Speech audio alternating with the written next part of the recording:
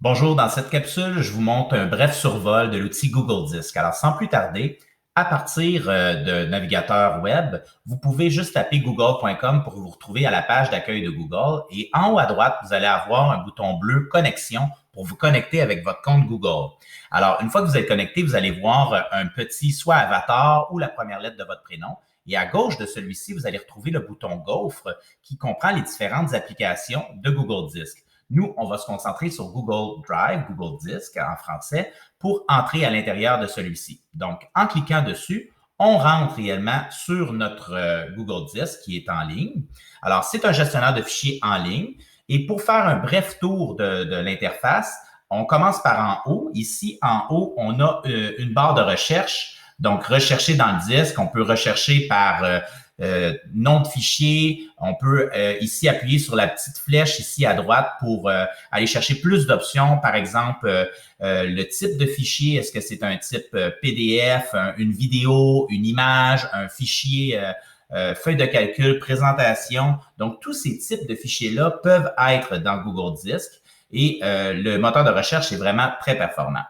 Dans la barre latérale de gauche, la première chose à savoir, c'est le bouton Nouveau. Alors, le gros plus avec un nouveau dessus. Quand on clique dessus, vous allez voir que vous pouvez cliquer créer un nouveau dossier, téléverser des fichiers, un dossier ou créer des documents Google directement. On y viendra plus tard à ce niveau-là. Donc, le bouton Nouveau qui est très, très pertinent à utiliser. Ensuite, dans l'espace ici Mon disque, ben, ça va retrouver tous les dossiers et tous les fichiers qui sont à l'intérieur de votre disque. Il y a les disques partagés. On ne voit pas ça dans le survol, mais il y a des informations complémentaires qui sont disponibles sur le site Outils Indutic à ce niveau-là. La section Partager avec moi, c'est quelque chose qu'il faut connaître car c'est dans le fond tous les fichiers et dossiers qui sont partagés par d'autres personnes que vous. Donc, ça ne vous appartient pas, mais on vous a donné le droit de lecture ou de modification à ces fichiers. C'est un des avantages de l'info nuagique car on est en ligne puis on peut partager rapidement à des personnes précises, des groupes de personnes ou un accès public pour certains fichiers ou dossiers. Si je continue dans la barre latérale de gauche, j'arrive à l'onglet Récent. Donc, récent, c'est simplement les fichiers que j'ai récemment ouverts ou travaillé dessus. Les fichiers marqués d'une étoile, ben, c'est un peu comme un signet. Donc, on peut cliquer droit sur n'importe quel fichier ou dossier pour les mettre, disons, en signet, en favori, pour les retrouver facilement et rapidement. La corbeille, ben, je n'ai pas besoin de vous faire un dessin là-dessus. Donc, ça, c'est pour la barre latérale.